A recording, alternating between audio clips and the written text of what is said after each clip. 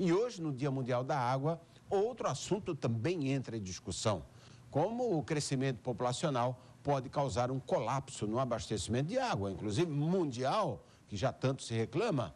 Na região, recentemente, um estudo aí já feito pela Secretaria de Estado de Desenvolvimento Sustentável revelou que o ritmo de crescimento urbano e industrial em Balneário Camboriú e Camboriú, por exemplo, que são abastecidas pelo Rio Camboriú, levará a um colapso até 2027 se não for feito absolutamente nada.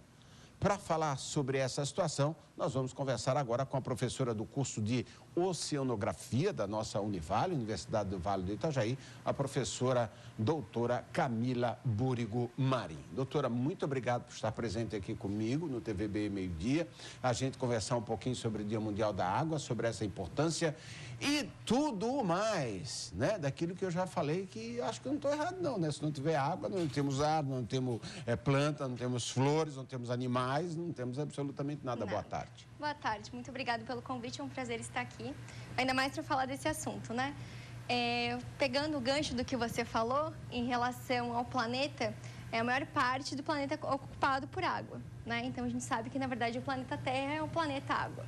Além disso, sem a água, a atmosfera também, né? A gente tem trocas entre a Terra, a água e a atmosfera. A maior parte do oxigênio, por exemplo, que vai para a atmosfera e que a gente utiliza, vem da água, vem da produção das microalgas, né, que estão na nossa água. Então, realmente, sem a água a gente não tem vida, né?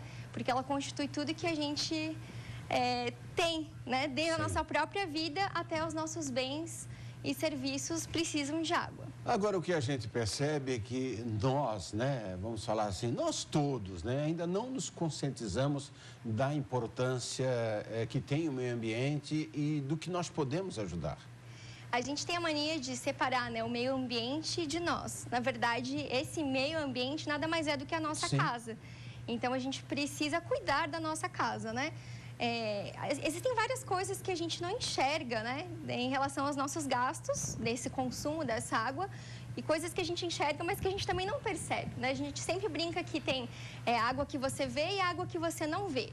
A água que você não vê tem todos os materiais que são utilizados, né?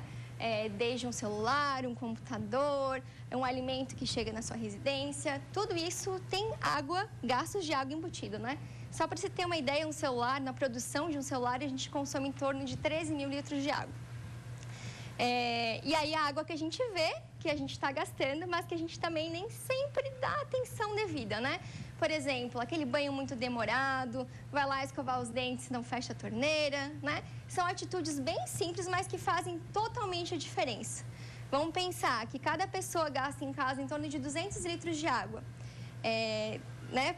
Somos 7 bilhões de pessoas no planeta. Quanto de água isso é, né? Quanto no total. E a gente está falando de uma coisa que já se percebeu que não é infinita, se nós não cuidarmos muitíssimo bem, né?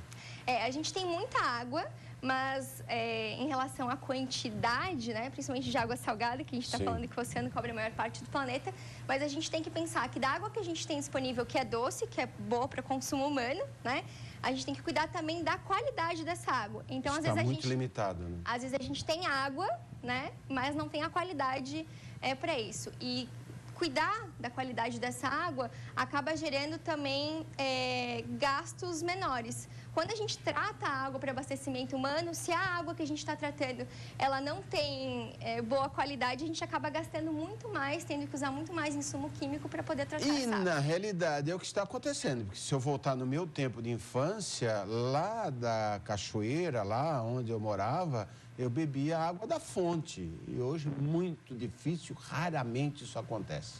Hoje a gente tem até medo de fazer isso, né? Porque a gente não sabe como está a qualidade de água nesse local. O que acontece é que a gente aumentou o número de pessoas, aumentou o consumo e a ocupação do solo dessas áreas que asseguravam a quantidade e a qualidade de água potável para a gente disponível.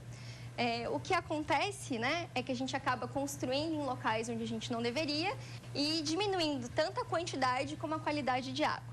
Além disso, a gente precisa muito de investimentos em saneamento básico também, que inclui, né, o próprio tratamento da água, o tratamento de esgoto, que a gente sabe que a maior parte das cidades não tem o tratamento e quando tem, não consegue comportar a cidade inteira para tratar. Os resíduos sólidos também entram nessa questão, né? O que a gente faz com o nosso lixo, para onde ele vai e como é que é a gestão das águas pluviais, né? Então, a água lá da chuva cai, acaba varrendo, né? Lavando toda a cidade e levando tudo que tem aí na rua junto com ela. Toda essa preocupação passa pelo indivíduo, né? Exato. Né? A gente acaba, sempre quando fala em água, em mudanças, a gente pensa em mudanças grandiosas, né? O governo tem que fazer isso, tem que fazer... Tem que ter lei, tem que fomentar, tem que cobrar, tem que exigir. Mas nós, além de exigirmos isso, temos a responsabilidade das nossas atitudes, né? A gente pode diminuir os nossos gastos, a gente pode cuidar com aquilo que a gente consome. Então, tanto o consumo dos produtos, né, que a gente tem que gastam água, todos os produtos gastam água na sua confecção, a gente pode optar por produtos que gastem menos água. E, além disso, né, o uso direto, a gente pode reduzir também. A gente não precisa ficar no banho 30 minutos, uma hora, né? Claro. Então, tem várias atitudes bem simples. E está ganhando no próprio bolso também. Claro, é uma economia, né, em relação a termos econômicos e também ambientais.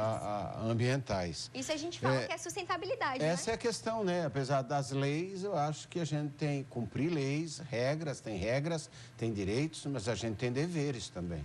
Com certeza. E o preço que a gente paga pela água é muito irrisório perto de todo o serviço que ela faz, né? O rio não cobra pela água. O que se faz hoje a gente paga pelo tratamento dela, né? Para a gente poder assegurar uma água potável. Mas se o rio cobrasse água, isso seria muito mais caro e talvez as pessoas tivessem mais consciência, né? Na questão do seu gasto. E todo mundo deve saber que toda a água segue ao mar e lá o tratamento é muito mais difícil, né? Então tem que tomar cuidado porque ela lá segue seu curso normal, sai do leito do rio, não é mais doce, parte para ser salgada. Enfim, nessas questões, pode faltar água no planeta, assim, quer dizer, devido ao que nós já colocamos e apresentamos na reportagem, dessa questão também que se fala de Balneário Camboriú e Camboriú até 2027, né, problemas sérios.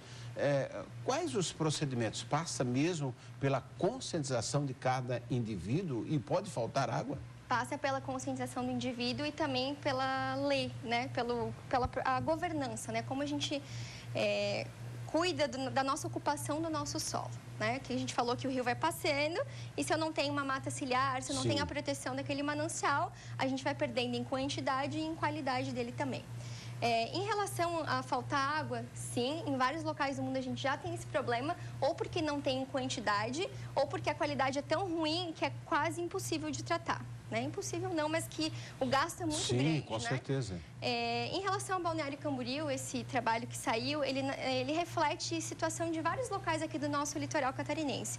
A gente tem Balneário Camboriú, a gente tem Itapema, Porto Belo, Bombinhas, toda essa região que, principalmente no verão, né, sofre com o aumento populacional, então tem muita demanda, tem muita gente para consumir água e, ao mesmo tempo que tem muita gente para consumir, esses rios, eles não são cuidados da forma que deveriam ser, então diminui a quantidade e diminui a qualidade de água. Vamos pensar que lá em Balneário Camboriú, na temporada de verão, a gente tem ali no final do ano cerca de 1 milhão de pessoas. O gasto de água por pessoa é em torno de 200 litros de água por dia, em casa, né? Então, são 200 milhões de litros de água que são consumidos por dia, né? Ou seja, é uma quantidade absurda de água. São quase 80 piscinas olímpicas aí consumidas por dia. Então, esses rios, eles precisam ter grande quantidade de água para suprir toda essa população. Eu diria também o seguinte, viu, Antônio?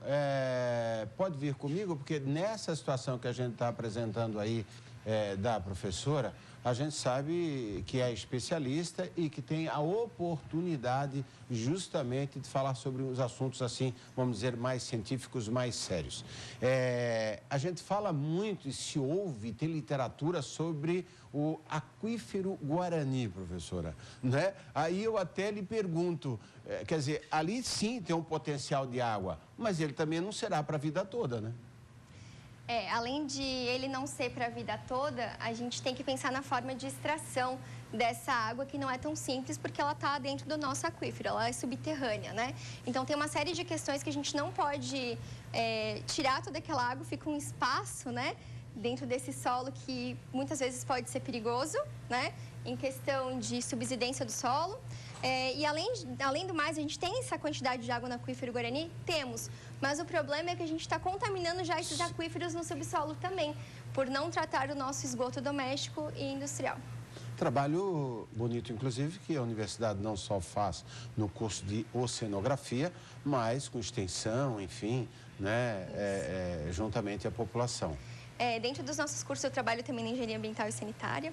E a gente tem vários projetos dentro da oceanografia, da ambiental e em outros cursos também de pesquisa e extensão que a gente faz a pesquisa para entender tudo o que está acontecendo e a gente faz a extensão para levar essas informações para as pessoas para que cada um possa fazer a sua parte e ajudar a mudar esse cenário. Temos mudança, quer dizer, nós estamos nos conscientizando. Eu sei que eu estou cada dia mais me conscientizando, né, da necessidade de saber como usar a água, né? As pessoas estão se conscientizando para tanto? Sim, estão sim. A gente está vendo que não é todo mundo... Claro, cada um tem o seu nível de consciência, né? Mas sim, a gente está dando passos a uma melhora, né? Às mudanças que realmente precisam acontecer. Legal, tomara. Professora, muito obrigado por ter vindo ao TVBM Meio Dia, falando um pouco sobre o Dia Mundial da Água, o quanto é importante, né, de fomentar sempre, não só no dia, mas diariamente essas questões e também trazendo alguns esclarecimentos. Eu que agradeço. Feliz Dia da Água para todos, né? Que, na verdade, a água o dia da água todo dia, nós. Né? Somos nós. Na realidade, o corpo humano né? Tem o quanto? Água, né? 10%, o restante é tudo água. A gente sempre brinca que o ciclo da água se confunde com o ciclo da vida, né? As duas estão juntas. Inclusive, nos trabalhos de extensão que a gente faz, quando a gente pergunta o que significa água para você, é unânime, assim. A maior parte das pessoas respondem, independente de ser jovens, adultos, de falar português ou de estar em outros países, eles respondem que água é vida. E, literalmente, água é vida, né? Um abraço. Obrigada.